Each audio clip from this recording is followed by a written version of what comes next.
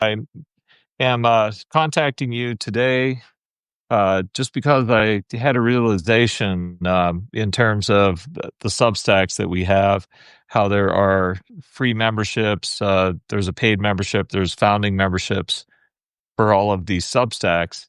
And it occurred to me that even though I have in written form what the benefits are of the three levels, I probably haven't done a very good job explaining to you exactly what you would get if you were a monthly paid member or a founding member. And I think that's probably worth doing. I'm all about giving information away and teaching. I love teaching more than anything. And those of you who have known me in a decade or two past also know that I'm all about over delivering on content and information. And I think for the last 2 years of doing Substack, I was so gung ho to get all my former material that a lot of people loved. At least 50, 60,000 people partook of it beginning in 2005 or so up to the present day. I was so excited about Substack to get it out there on this wonderful new platform that I just started publishing and publishing and putting it out there and putting it out there without really explaining that there are indeed enormous advantages to going higher level, to being a monthly paid member or founding member. So I thought I would explain that to you in some detail. Those of you who don't know me, I am a board certified psychiatrist. I've been in practice almost 30 years now.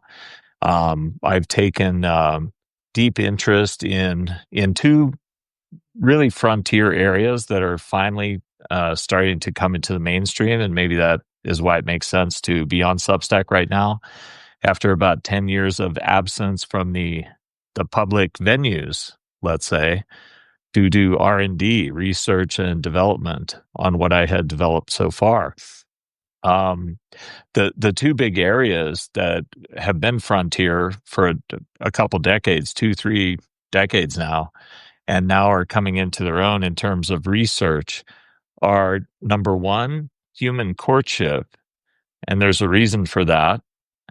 The reason is that until the mid 90s, there was not that much research done on single people, and that is because a majority of people were still married, and it was also deep in the culture that was what you did. Um, there was the rise of feminism some 30 years prior to that, or 25 or so years prior to that. And there was just no research on it, so there was not a lot of commentary on it. And then America, at least in the Western world, flipped from majority married to majority single for the first time in the mid 1990s. And then all of a sudden, all kinds of research took off from there. And there have always been yentas or matchmakers throughout the world's cultures, for centuries, if not millennia, probably millennia. There was never a theory or model of matchmaking, and there wasn't a science to it. Um, and lo and behold, we have the advent of evolutionary psychology come along, and people take interest in that. And yet, once they do look into it, they notice, oh, there's no practical applications of evolutionary psychology, or there's no, at least, evolutionary psychology therapy. I've never heard of that. There's no such thing. There's not a codified, algorithmic way of using that new technology, even though it pertains very heavily to the concept of courtship. After all, Darwin said survival of the fittest is how we paraphrase it, but survive long enough to reproduce. Those are the two variables of evolution: surviving and reproducing, making yourself most fit to survive and most fit to reproduce. And yet, there have been no scientific studies up until that time, of the concept of how to, find a suitable mate. In other words, how to matchmake yourself. So one of the big areas, the big frontier areas, I think of my own field and certainly of psychology prior to my field, which is more medicine based, is the area of human courtship.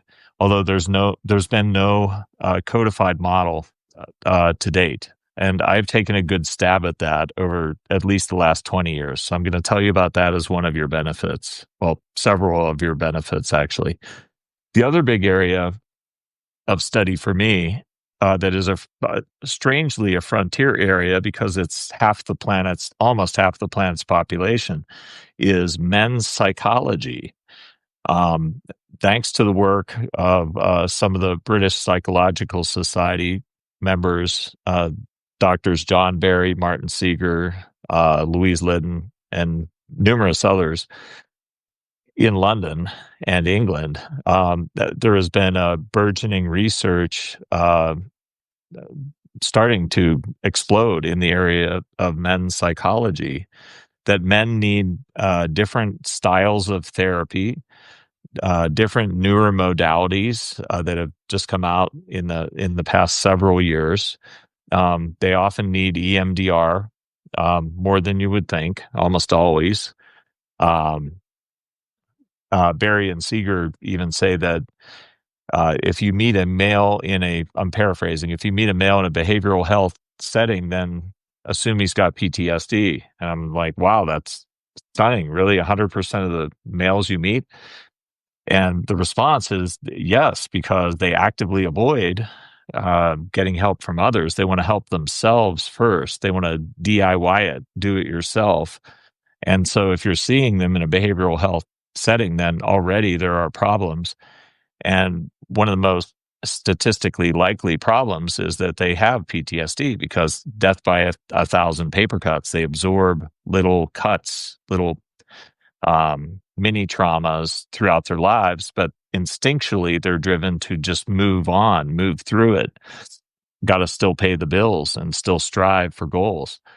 So these therapies, besides EMDR and trauma therapy, that definitely help males are those that are goal based, those that establish your values, set goals based on those values, and then teach you skills to be able to reach them.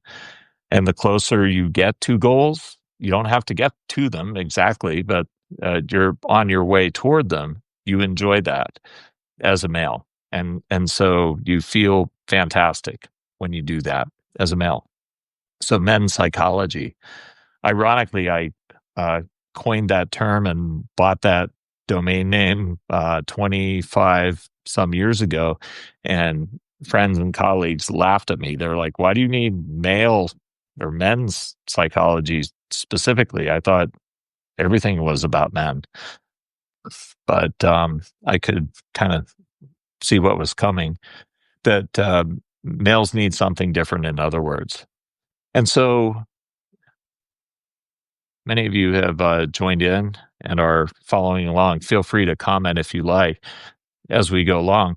But one of the things I wanted to do for you is explain the Substacks. There are numerous Substacks that we have. There are 10 of them in all. And they all have to pertain to one of the three general areas. One would be human courtship, as we've covered just now. A second would be men's psychology and how males have certain instincts and suffer of depression in a unique way, I think, in certain lights. Dysthymia being the most notable way. I think dysthymia might be a gender-based depressive disorder, an outgrowth of PTSD. I believe PTSD might be experienced generally by males differently than generally by females, the way they experience it. And hint, hint, it has to do with the instincts, the masculine and feminine instincts. I think there's a lot of, I was going to say scholarly work, but there's a lot of content on the internet and in the scientific world to date that has worked actively against the idea that the obvious is true, that males and females have unique sets of their own universal, genetically inherited, not passed along culturally, sets of instincts since the beginning of time. That's been going on. And that's gotten in the way of a lot of healing for a lot of people, I think, and a lot of scientific development. And not the least of which is in the area of matchmaking or human courtship, or finding a mate, whether you matchmake yourself or you seek out help, or you simply go to the dating apps and find that they don't match you so well. Um, so, what could be the most important area of mental life other than love, other than finding partnership, love in the arms of another person? I can't really think of anything more important, except for perhaps parenting. But I'm saying between adults, let's say.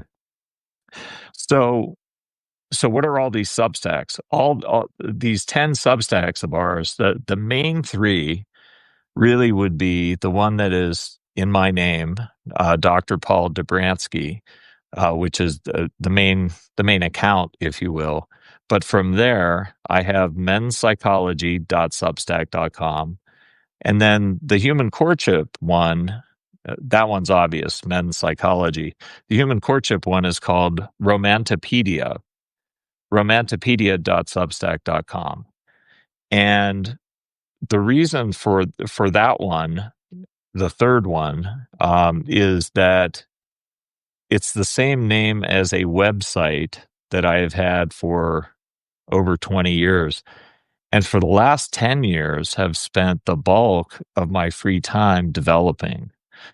It's a compendium wiki style, like Wikipedia, only just for human courtship, both for the research that's out there, but also for the overarching model that took me 30 years to develop. And then I've been finalizing it for the last 10 years, almost exclusively, to the point of dropping out of the public eye to do so. And I used to be very much in the public eye. So it is called romantopedia.com, and it is essentially private. It's not a public website. It's a membership website. But I decided once I started a Substack a couple years ago that I wanted to make romantopedia.com a benefit for monthly paid subscribers, monthly paid members. And many of you probably don't know that because I haven't really advertised that a lot. I was so focused on just giving out free content for these first 2 years with Substack. So romantopedia.com, I would like to cover with you how it works, as well as your other course benefits. Okay, so Raymond actually writes in and says, does Romantopedia cover values and ethics? Absolutely, yes. Queens and mature women, mating and relationship strategies, absolutely. It's 5,000 plus articles, or let's say book chapters, written by me, Raymond. I don't know how I did all that writing, but I hope it's good writing in the end. I edited it heavily over these 10 years. It took 10 years to write. And part of the reason for that is at the time I was seeking to refurbish my original book from 2007 with Penguin Plume at the time. Today they're called Penguin Random House Publishers. And the title of my first book was called, they named it, The Secret Psychology of How We Fall in Love. And it was a book geared toward women, but the models within it were about human courtship and were just as useful to males, although it was written in feminine-friendly language. And I decided I wanted to rewrite that book. Well, I started to work on it for a couple years when my literary agent connected me to the publisher of a major magazine. I don't think I'll say the name of it right now. um, it, I guess maybe it would be controversial. I don't know. It's now defunct, but the marketing director and publisher of a certain magazine was willing to look at what I had done in this rewrite, meant to be friendly to both females and males too. And it got so lengthy of necessity. There was so much in it. And I'll explain why there was so much in it and is in romantopedia.com, that she said, there's no publisher on the planet that's ever going to publish this, maybe even as a serialized set of books, which now I have done. I've published it as a 17 book, 400 page each series on Amazon independently at this point. But she said, there's no way to do it. She goes, at the very least, shorten it. And then you ought to cross reference things. Like at the end of one paragraph, you ought to say, see page such and such, to cross reference, almost like sticky notes built into the book. And I thought about that for a long time, her advice. I mean, I appreciated her solid advice, having run a major magazine. And what I ended up with was, oh, wow, what she's talking about is kind of a wikification. It's like a wiki. The only way to do this is as a wiki.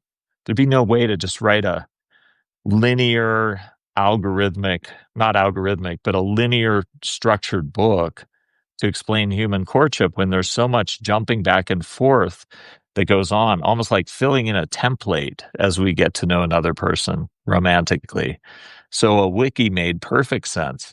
So I found a wiki technology that would let me start to essentially write articles that could be cross-linked to each other, to the point where you literally could start surfing this site, Romantopedia, and land upon whatever's most interesting and compelling to you, and maybe even best of all, might answer some problem that you have today.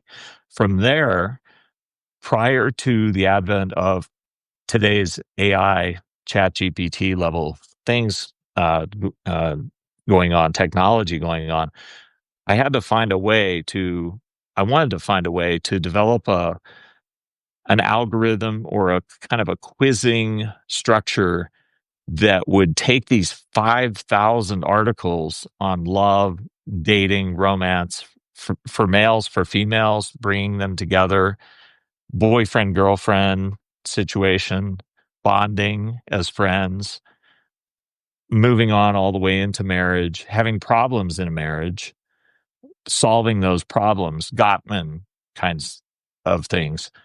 Like, I wanted human courtship from beginning to end, like from first meeting into dating, unlike, your garden variety dating coaches from yesteryear.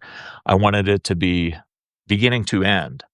Now, the Gottmans are amazing, um, mathematically almost perfect advice for marriages that started out well. That's to say nothing of matchmaking, though. There is no matchmaking built into Gottman.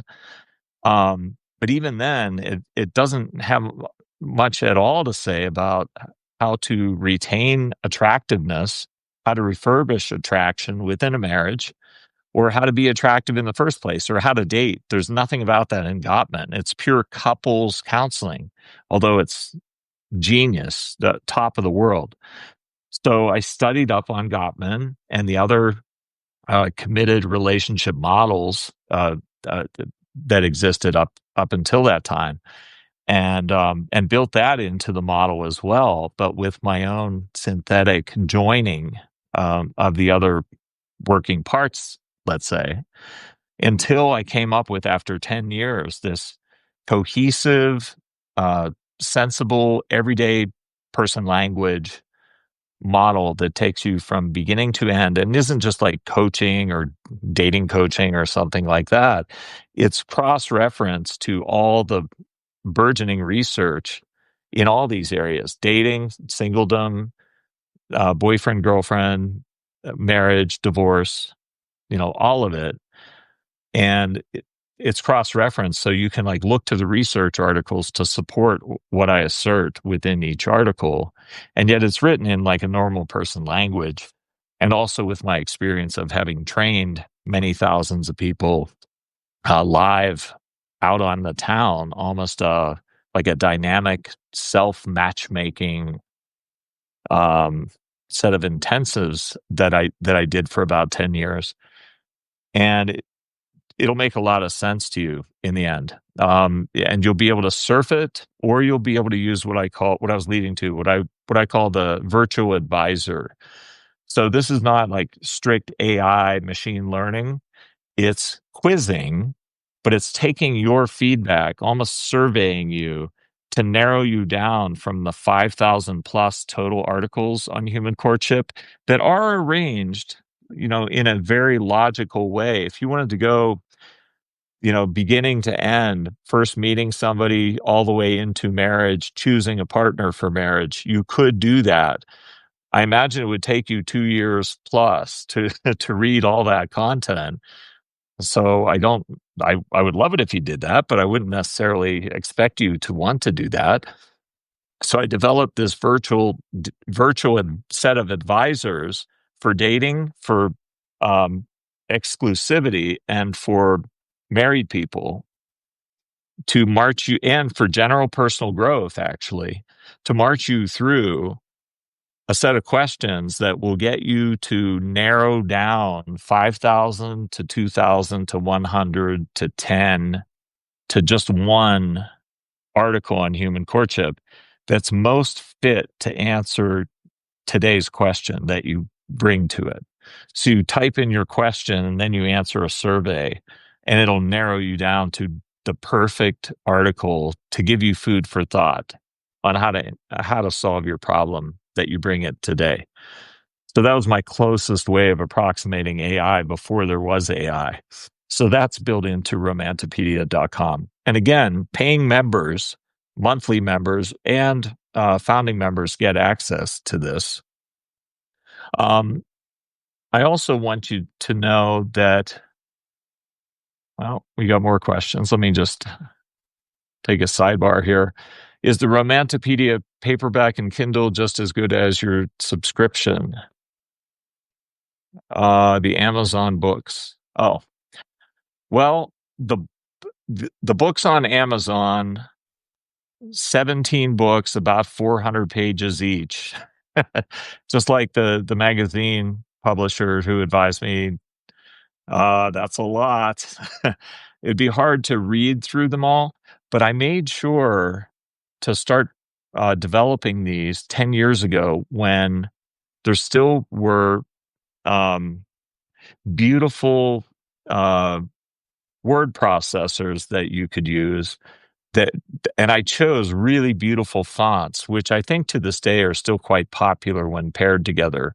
Oswald for headlines and Lato for the text. It just reads like a magazine, and it's full of fine art. So one thing I forgot to say about Romantopedia is that it's not just pure science-y sounding material. What I wanted to do is join some of the best works of the ancient Greeks, philosophers, Shakespeare, and even modern cinema, and bring it all together to really flesh out what is romance and what is human courtship, because storytelling says a lot about what we understand as humans and what we experience, including emotionally, not just intellectually. And so I wanted the books for sure, and the website romantopedia.com to really represent fine art as a way of storytelling. So there's all kinds of art of the ancient Greek myths and deities, and all kinds of fine art about scenes from Shakespeare. And there is little snippets of modern cinema that if you were to go and watch certain films and I direct you to a certain scene, instead of me having to hire actors, which I once was told I should do to express my concepts, I was like, that sounds very pricey and pretty much doomed to fail unless they're Oscar winning actors. Then I was like, aha, wait, film already exists. And much of what we look to film for is to understand ourselves, understand our psychology, and certainly to understand love.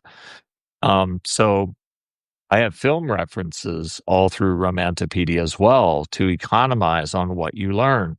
For example, if you were a male or a female, and you wanted to understand all three major steps of the first phase of human courtship, sexual attraction, there's a particular scene in the film Match Point by Woody Allen that perfectly illustrates all three steps.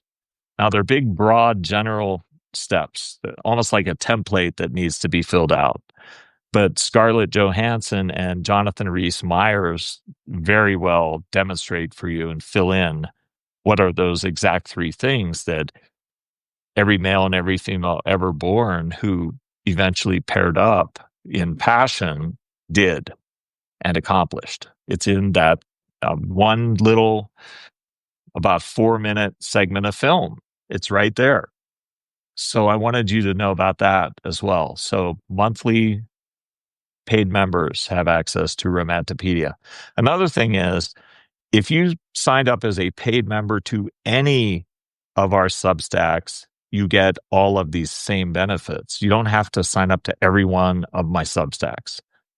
If you have a main interest, say it's romance and dating and human courtship and this sort of thing, marriage, then sign up for Romantopedia. If you are male and you're interested in your own personal growth that is unique to you as being a male, then sign up for men's psychology. If you just are interested in general psychology, and the third big area I told you guys that I would cover too, that's still evolving, developing as a baby field, is that of human character virtue. What is character virtue? I mean, hundreds of years ago, it used to only be seen within religious contexts. Today, we would call it goodness or ethics. But then again, Aristotle called it goodness and ethics. What is character? Those of you with deep interest in narcissism and what is narcissistic abuse will find this appealing because there is an antidote to narcissism, and it's character virtue. And if the antidote has to be keep narcissists away from you, then it's still character virtue on your part, on you being the most high character person you can grow into. 20, 30 years ago, in the days of what they used to call self-help, they would have called it they would have called it self-help, but they would have called it personal growth. Personal growth was a term back then. So what does personal growth, let's say men's psychology is a brand new field. And by the way, I love helping women as much as I like helping men. It's just that they don't seem to need it as much, or the market is full of people that help them. And so there's a lot to choose from out there for them. And there's not as much for males, but I love them both. I like helping them both. So I wanted to put that out there. I mean, there's already Oprah. What more do you need? Yeah. And then what else? Oh, yes. Human courtship being the third thing. So how do you mend the wound today that I saw coming 25 plus years ago between males and females who like each other romantically and within culture? And then you see political parties start to just get more abusive more than ever toward each other and uncivil. And then you notice that the two American parties break into, by and large, gender differences. And now whatever your gender is basically how you vote. Whereas it used to be politics was a whole different thing from your sense of identity and who you are, and certainly of your biologic sex and your gender identity. But now it's all unified. What could we do to mend these kinds of wounds? I think that it would have to involve these two frontiers of behavioral science, human courtship, including what used to be called matchmaking, but also including couples work, and also wrapping in, for the very first time, some kind of real science-based technology for the single people who would like to someday find a good match for themselves and find love, long-term love, more than just dating sites. Dating sites aren't matchmakers because there is no science of matchmaking as yet. I, uh, I would like to presume that I have created one, but I'm not going to go quite there. I made my best effort, let's say, for the last 25 plus years and heavily in the last 10 years. And I call it romantic dynamics, with a nod to Freud and his psychodynamics. Romantic dynamics is specifically about romance or human courtship. And I also have come to believe, through having done dating trainings, relationship trainings, human courtship trainings for giant classes of both males and females for 20 plus years, that I really think the best, what used to be called personal growth, occurs within the context of a love relationship. I think that is where you learn the most about yourself. It's certainly where the most pleasure and pain are in life. And I think it's where we learn the most, rather than just in isolation or in a textbooky kind of way. So this is why I also view romantipedia.com as being not just a romance technology site or a matchmaking science site or a human courtship or evolutionary psychology site. It's a synthesis of all the above, as well as of the arts and what they have to say about the human heart and love. Shakespeare, the ancient Greeks, the ancient philosophers, modern cinema, it's all in there. But I also think it's the highest level personal growth as well.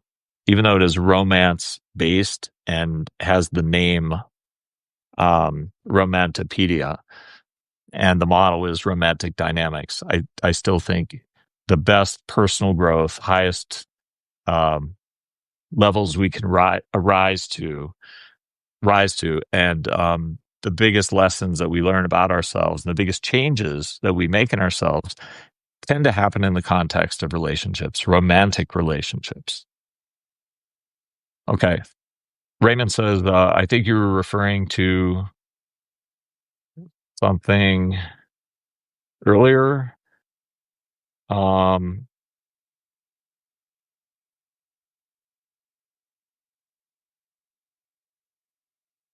is there a benefit to the books from Amazon versus subscription?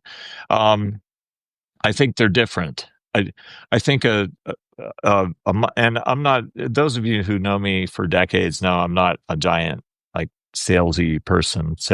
I'd rather just give stuff away if possible. But I neglected this. I'm told. Um, the books are different. The books I think are beautiful looking. In fact, I have all of them like right next to me, unplanned. Actually, I'm at my desk. But here's the cover. This is paperback. It's my favorite because of the size. You see, this is not for resale. This is the publisher's copy. But and it is over 408 pages long, and this is one of 17 volumes on human courtship. But what I love about it is it's so compact. I've never seen a book like this that's paperback that has two columns on each page. And that's the way I wrote it. And that's the way I used the uh, word processing software to make it. So I have in it all of my thousands of diagrams. Here's one I made, very simple diagrams, almost like stick figure diagrams that I did by, you know, PowerPoint or something, but it gets the point across. And then I mixed in, where appropriate, where the story fits and makes sense. I mixed in all the storytelling that I've told you about in the fine art, um, paintings of ancient Greek myths or paintings of Shakespearean figures, so that you can, put some art to the science, let's say. And even though these books, by the way, the paper. So here's Romeo and Juliet right here. This is by a painter named Frizzi. And so it's royalty free. So these are, royalty free images, and yet they're the most beautiful in the world.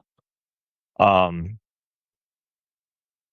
it's a way of, here's Galen, who had the four humors theory, which I think he was seeing four corners of personality style in humans is what Galen was seeing when he talked about black bile and the choleric person and the sanguine person and all this.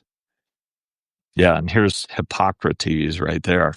So these books, I find Amazon did a good job, but so did the company Blurb for some original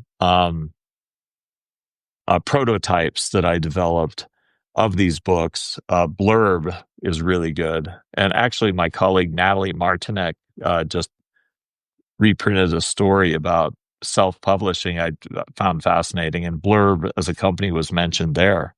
But they're great with art. Blurb is with fine art, with reproduction of paintings and color art.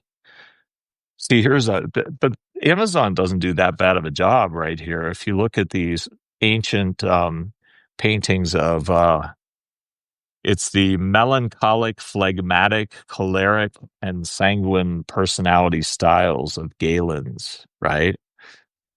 And those of you who know me know that I developed a model that I call the social personality system. We used to call it KWML, for kings or queens, warriors, magicians, and lovers as personality styles. Here's the ecstasy of St. Paul. So Amazon doesn't do that bad of a job with art in color. So, long answer to your question. Here's personality styles right here. The long answer is I love having these books because I can like page to a chapter of interest to me to refurbish what I wrote back in the day and just enjoy feeling a paper book in my hands. There there are hardbound versions. These are the blurb versions I told you about, and these are heavy and incredibly expensive. This is like $170, but that's textbook price.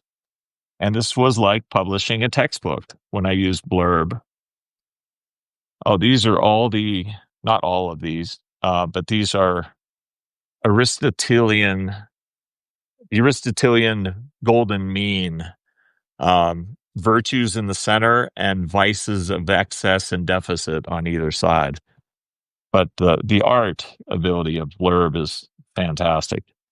In fact, I used like a coffee table book, um, and see the shiny sheen there. Guess that was redundant. But I used the coffee table book platform of Blurb to do my first prototypes of a hardbound version. So here's boundaries and interdependence, and there's pi factors in as a mathematics of pi.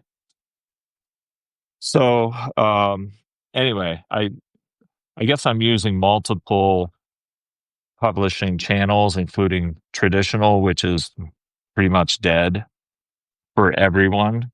unless you're already a famous actor. Um, Amazon, which works and distributes, and things like Blurb. Yeah, I'm trying to find a good depiction of color by Blurb here. This is like step 7 of 9, but I don't know if you can see that molecular structure there, how how vivid the printing is. So Blurb, very heavy book. Hardbound books, very enjoyable as well. But I prefer the paperback that you can. It's 5 by 8, very unusual size, but you stick it in any backpack or purse and it fits, and yet it's color printing. Anyway, enough of that. So yeah, is there a difference? Yes. The books are great to have for your reference. You can carry it with you. You could read it like you're reading a novel. In some cases, it might feel a little bit like a novel because there's so much storytelling in there. Like if I'll retell parts of the story of Hamlet or Macbeth to illustrate a psychological point, or I'll retell a scene from a film. So it's literary as well as scientific. So that would be why get the books, to have a reference. But if you wanted to um, narrow down, like on a wiki or on the internet in general, to answer a question of yours efficiently, I would say Romantopedia. Be a paying member of a monthly Substack. Any one of them will do. Mine, Dr. Paul Dobransky, um, romantopedia.substack or menpsychology.substack. And there are several others too. There's womenspsychology.substack. Um, Sign up for any of them. And if you continue on a monthly basis, then I will maintain your access to romantopedia.com. Now, I was going to tell you some of the other benefits of being a paid member. And by the way, being a founding member, originally I wasn't exactly sure, what the distinction should be in being a founder versus monthly, except that a founder just pays once.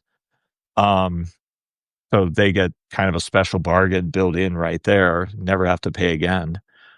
Um, and I wouldn't mind that, actually, if nobody paid for anything except, you got to pay for your web hosting, for all of these other benefits that I'm going to do here.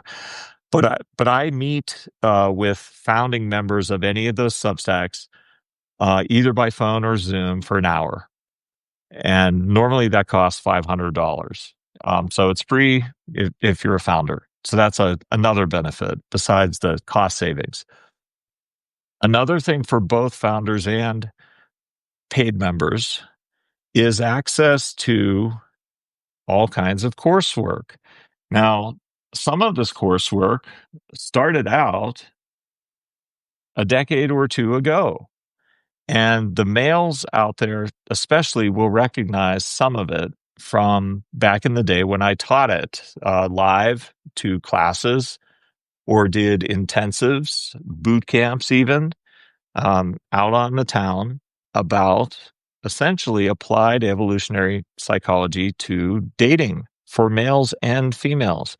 I've had classes of female CEOs who have joined me in London, for example, or Paris, or classes of males in Stockholm or New York or Chicago or Los Angeles or Las Vegas or Montreal. I think that's about all of them. And what I got out of that was priceless understanding of a lot of the phenomenology of human courtship in its earliest steps, in meet cutes, in the very earliest falling in love at first sight kinds of things, and dating in general. And it was priceless because you could only see directly by observing other couples or other groups of people what was going on between them in gestures, nuances, body language, and then finally conversationally between them, to decode um, an algorithmic or sequential set of steps that humans too must certainly be going through to matchmake themselves, to mate, to find the right match for themselves. We aren't exceptions to the rules as animals in terms of not having to go through some kind of mating sequence the way all other animals do, and fish too. Um, so why would we not go through that? And why would we not want to scientifically understand how that works? So, to wit, what got me interested in the first place in some of these subjects, especially human courtship, was way back in the day, 2003 to 2005. I was working on character growth models, character virtue models, anti-narcissism models, if you will. And I was looking for groups of people to teach them to. And I happened across several businessmen in Los Angeles who were also very good at marketing. And they were wanting to help groups of men and groups of women with their dating. And I wondered if there was some way of me applying my material to what they were doing in their marketing. And it turned out that there was. But then something happened pretty profound for me. Um, as I was being approached to write a first book and having met these marketers that were teaching people how to date, I started thinking about, okay, well, what they're teaching is kind of their homegrown personal advice on what they think works and what is attractive and things like this. But I was curious, what would the scientific principles be, if there are? There must be. What could they be? And I found myself doing a training in London where I chanced across a particular painting in the National Gallery in Trafalgar Square. And it was by um, Joachim Tewadel, and it was called The Last, or not The Last Judgment. It was called The Judgment of Paris, and it was beautiful. And it depicted three goddesses, and then the famous historic figure Paris of Troy, whose kidnapping of the wife of a Greek general or king led to the Trojan War, allegedly. Right, Paris. Paris was considered, the most handsome, attractive, successful, rich suitor in the world, bachelor in the world. And long story short, there was a fight between the goddesses over who the best goddess was. And the way to resolve it, they went to Zeus, the chief god, and he was like, I want no part of this. I'm not going to judge who the best goddess is. You guys will never let me live it down. And so he decided to get the human Paris to be the patsy for this, and be the one to choose who the fairest of them all, much like, Disney Snow White and the Wicked Witch, who's the fairest of them all is. And three goddesses were contestants at this. We all know in the end that just one won, who was Aphrodite, the goddess of beauty and erotic, the physicality of erotic love. And she offered the hand of Helen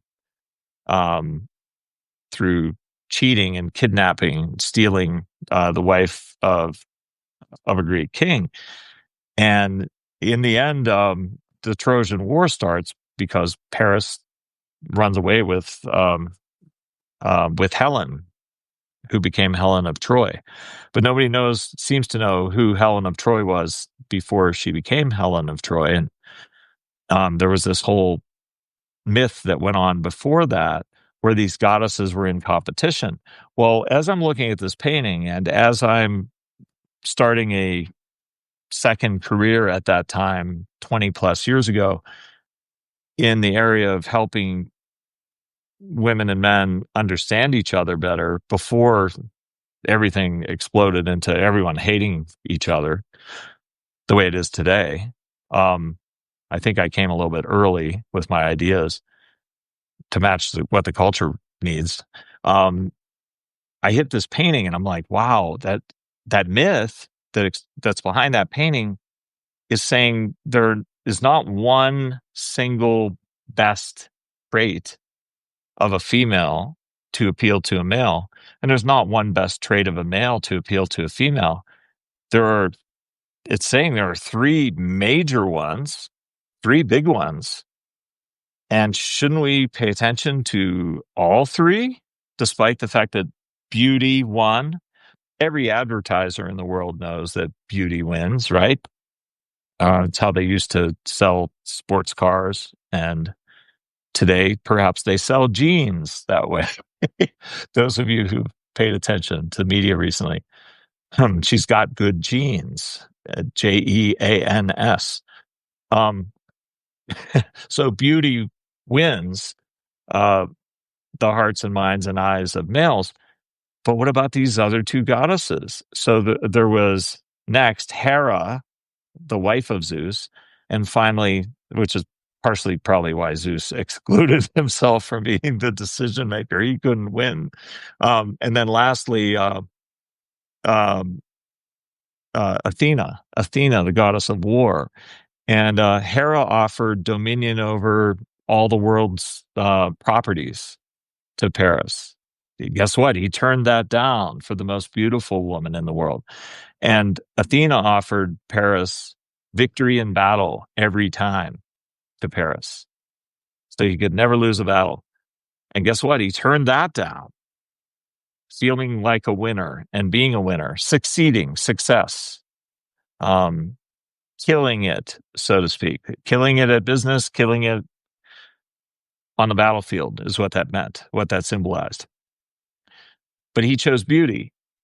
But as I'm looking at this painting, I realize, oh, that's what these dating coach people are trying to do, and they're intuiting their way to doing by trial and error, watching, learning, observing. Behavioral phenomenology. Phenomenology means what you see is what you get. What you see on the surface that repeats itself, that's the phenomenology. Doesn't necessarily mean there's like causality.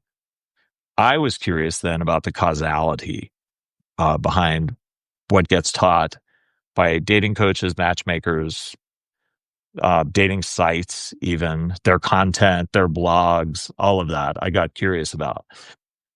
And I'm pretty certain that joining literature in this way and fine art and cinema with science over the course of human history, there are stories to be told that only retain their appeal because they are indeed universal.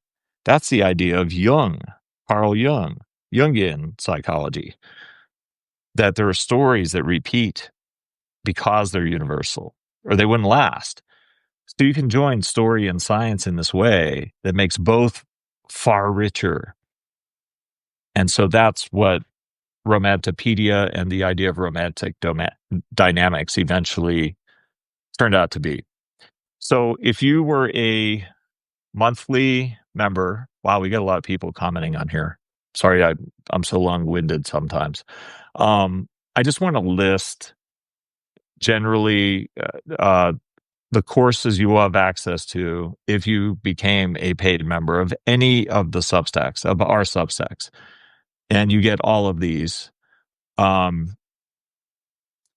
Some of them will appeal more to males and some will appeal more to females because they're designed that way to speak your unique biological sex language to you, your instinctual language, in other words. But there's something to be learned by either biological sex from the coursework of the other.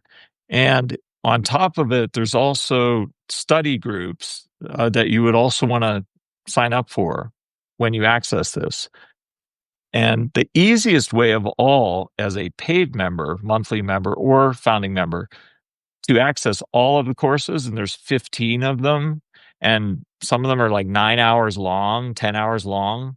It's a lot of stuff. Most of them are video, although some of them are audio. The best way to access them is through the Romantopedia app. That's an Apple App Store app. It's not on Google Play. It's just on the Apple App Store. Sorry, those of you who like whatever Google has. Uh, sorry to sound snarky there. I'm an Apple person. But Romantopedia is the app. And here's what it looks like on my phone if you were to get it. You pretty much have to search it in the search bar of the App Store of Apple. Like it sounds, Romantipedia, Romantopedia. And if you get that, if you become a paid member or are a paid member or founding member of any of the Substacks, I will personally connect you to romantopedia.com, which is a separate standalone website. Looks like this. And it has all kinds of functions I haven't even really gone into, but it integrates back to the Substack, and it integrates to our courseware, including the Apple app. And one of the benefits of being a member of the app or the courseware is that on a weekly basis, I meet with groups often of just males one week, groups of just females another week. Sometimes it's mixed. And we discuss your coursework. We discuss all these courses I described, the 15 or so courses that we have. So I'm just going to list some of the names of them. Some of these will be more appealing to males, some more to females, some totally gender neutral. Mastery of Attraction, Dating, and Relationships Suite for Men on audio. That's a collection of bootcamp trainings as well as how to do your own bootcamp for yourself and your friends as a male. And that's from 15 plus years ago. By the way, all these are edited to be appropriate for today's culture. There was a little bit of spiciness back in the day. And what I found in so doing is that the science still lasts, right? Shakespeare still is true and exists. The ancient philosophers were true in their findings, and science lasts, right? So it doesn't go away just because times have changed and our culture has changed. But it's more beautifully depicted now, including the notes, study guides that go with it, and the supporting weekly Q&A that I just told you about, which, by the way, is by interactive video. So it's not just you typing at the bottom of my screen here and me responding. We're on video together in usually smallish groups, on a weekly basis, Sunday nights, Sunday evenings, 10:30 Central Time US, to accommodate those outside the United States. Another one, hugely interesting, successful one for women, that back in the day, 10, 15 years ago, when I first made it, and now it's re-edited, called The Art and Science of Dating for Women. It's probably more relevant and useful today, ironically, than 10, 15 years ago, because there's such an expanding divide between males and females, and so much unhappiness and delayed age till first marriage, if there is one at all, and an expanding number of percentage of people who will never marry or never have children if they so choose, or if they wished to do so, they can't. But The Art and Science of Dating for Women. Geraldine, who is writing in, I believe, tapped into that as an early I gave her early access. So those of you who meet Geraldine online, she can speak to that. Oh, thank you, Geraldine. I've learned a boatful from Dr. Paul. She appreciates spicy honesty, however. Oh man. They don't lose much by me taking out some of the spiciness. There's still good times to be had. Another one that would be very appealing to women is the audio version of the male um, mastery of attraction, dating, and relationships. I called it the girls' night out dating boot camp for women. And it's the same concept. It's the idea, especially for women. Many men would be like, what? I'm not going to get my guy friends together and help them. I need to defeat them or I need to outdo them. But women getting together with their girlfriends, I could easily see them wanting to get organized and structured around who am I? What do I want for my life if it is romantic? And how can I get better at, I'm not going to say the social skills, the psychological, sophisticated principles involved in what the hell makes a man's brain work in the way that it does, if that's what I want. So it's the girls' night out dating boot camp for women. And it's purposely designed so that a group of, say, 3 or more women could get together and actually, in an organized way, purposefully learn lessons true to evolutionary psychology about males that would show results in their progress in becoming more and more adept at reading the male mind and decoding it, and most important of all, finding exactly the kind of man they would want and how to talk to him, how to appeal to him. And I don't mean just sex appeal. I mean between the ears, sexiness between the ears. And then the romantic dynamics course. That's really the big one of all of them. It mirrors what is in romantipedia.com, only it's in video form, and it contains both the content to answer your question about do I buy books versus membership? Well, the books have written content. This would be the written content organized as a course with quizzes that assess your learning. If I gave degrees in this, you could do this and it would rate you. Actually, it would rate you in terms of your quality at understanding romance, which could be appealing to those you date. But anyway, the romantic dynamics course is a video course. There's an intro to romantic dynamics that is an audio course, and it's more the introductory scientific ideas, so you don't get overloaded with too much science. Now there is the Psychology Comprehensive Guide.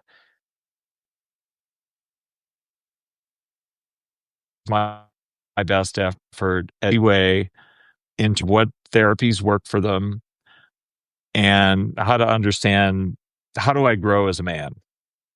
And it doesn't have to do with romance per se, but it could have great bearing on your progress in career, and your focus would be more heavily along those lines. Dating science for men, that's the male version of the art and science of dating for women, and that is a video program of the intellectual training and then the debriefing from a live weekend men's boot camp in, I believe, London. And then Depresculinity. It's a program unique for males, based on the hypothesis that I posit that dysthymia, a form of minor depression, a low-grade, long-lasting depression, I think for both males and females is actually instinct based. I think it's traumatic insult to the biological instincts. They're injured, and that's the origin of dysthymia, is what I posit. And in this case, it's specifically addressing what got injured specifically in the masculinity for the male. And it very rigorously defines masculinity. For those who are still arguing about what that is, I believe it is a set of biologically codified instincts that are genetically inherited, not told in storytelling, that existed since the beginning of time. They operate by evolutionary psychology principles. Just like any instinct, they are automatic. You don't have to think for them to spring into action, and they are meant to save your life or to head you toward really living your best life, um, accomplishing your life's mission or purpose on the positive side, not just to save your life from a woolly mammoth. So depresculinity for males who have struggled with not understanding, why do I feel sad a lot? And there's a lot more of that these days than there used to be. Clearly, 80% of completed suicides are male. And then we have mature masculine psychology. Instead of focusing on the instincts, this is focusing on males. And by the way, it's interesting. I coined this like 15, 20 years ago. And today there's a new term called positive psychology, positive masculinity. Same thing.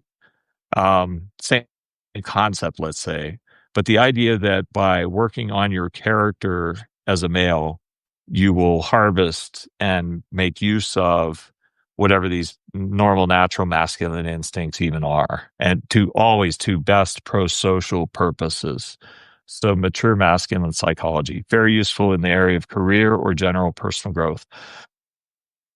Now, for both males and females, the social personality system. Everybody loves that more than anything else. Everyone wants to know about reading the four personalities. No nods to the big five personality typing system in here, although the big five is clearly genius and highly useful and highly predictive. It's great. It doesn't have a cause why the data came out that way. My more pedestrian understanding, since I didn't do a thesis on it specifically, is that it was developed by way of the data of the internet, the big five was, and the words got sorted into five gargantuan categories that held water, that made sense. And so there are five domains today. Ocean, right? OCEAN for the big five personality categories. They're not really separate styles because you can't just be this extrovert and there's nothing else to you but extroversion. They're like stereo, like stereo buttons, graphic equalizer buttons from old school graphic equalizers, and you have five of them, and then everyone's unique because where is their exact position and how's your melody sound after you adjust these five equalizer buttons. But in the social personality system, we actually wanted to look to that which is causal and that which is foundational to predictable, unique set of communication styles and behavioral styles. So it's how you behave and how you communicate in a somewhat predictive way. That's personality. That's what makes you not so unique that you're the only individual on the planet that behaves exactly the way you do, but unique enough that you fit into a certain camp. Any personality typing system would put you in a finite number of camps for how you behave and how you communicate. But this does it like really rigorously by getting down to just the core essence of what is communication, what is behavior, and then what is personality as differentiated from character. Personality and character are not the same thing. Personality is a style, character is a level of maturity, including ethics and goodness, but also shrewdness, intuition. And then, which brings us to character. So there's an introduction to character course, and there is the psychology of character course. Okay. So I think that's all of 15 of them. You have access to all of those courses, those of you who are monthly or founding members. That's a lot of courses. I think if you become a founding or become a paid member, monthly member, you'll stay because you want to keep digging into these and learning, taking the quizzes, watching the videos. This is actually kind of cool. This is my way of. I don't know if this is going to let me on here. Yeah, this is my way of accessing my own video content. It's by way of this Romantopedia app, and so I'll get on here and I'll see what the course syllabus is for each of these 15 courses, and then when we meet every Sunday night, 10:30 Central, 8:30 Pacific time for an hour approximately, live on video, and it's recorded unless somebody says something a little too spicy, like maybe Geraldine. I don't know. um, then it's not recorded. Then we discuss the courses, although we can go into the weeds and discuss anything that's on your mind, including the articles from during the week that I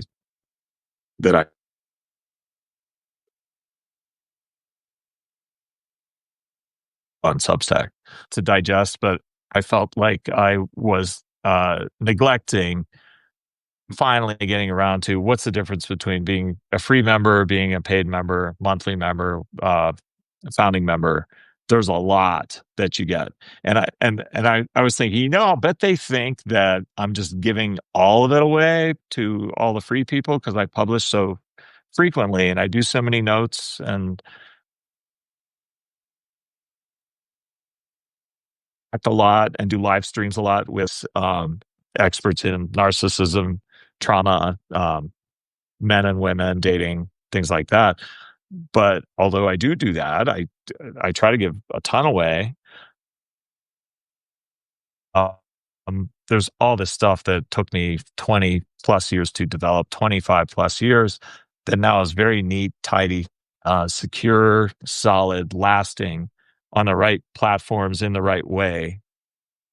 Connecting Substack to coursework and quizzing, as well as direct live streams, not just, uh, you know, this kind of live stream where we don't really interact face to face on video. You can do that every week, and also Romantopedia, which is probably my life's work. The amount of time I've put into that, 20 years total, heavily for the last 10 years, to the exclusion of doing any public appearances, books, or public activity, public intellectual activity. I just took 10 years off to make one website with 5,000 very useful articles in it. So my to the world, let's say, my attempt at understanding human courtship and conveying it in a normal, natural way anybody can understand through films, video, literature, myth, and science, and research citations, all online. So there it is. Let me see if there's anybody I've missed. Thank you, Geraldine. Thank you as always. Yeah, Raymond, you can find Geraldine online. Oh, Costco. People are going to Costco right now. I actively avoid Costco, just so you know. I can't stand it. Um, yeah. Okay. Good, good, good, good. Wonderful. Oh, yeah, Andrew Jude, thank you. Yeah. Jordan Peterson, we'll see. Yeah, I like him a lot. He's more talkative than me. I don't know how that would go. Nobody will get a word in edgewise. Yeah. All right, lovely. Um, yeah. Well, good. Thank you guys for being here. I hope I answered a lot of questions. Yeah, and, yeah, Raymond, you spend your money wisely, please do so. If you don't like something, then quit, no problem. It's something like $9 a month. It's kinda hard to go wrong. But, um but yeah, absolutely. Want to over deliver. Alright, thank you guys for being here. I look forward to, seeing those of you who are members on the live stream, um, video conferencing that we have a little later tonight, Sunday, every Sunday. And those of you who become founding members, great. I'll look forward to talking to you in a one-time, very completely one-on-one fashion. And those of you who are free, then keep being free. I enjoy you too. So, and want to deliver to you too. Thank you guys. I look forward to seeing you again soon.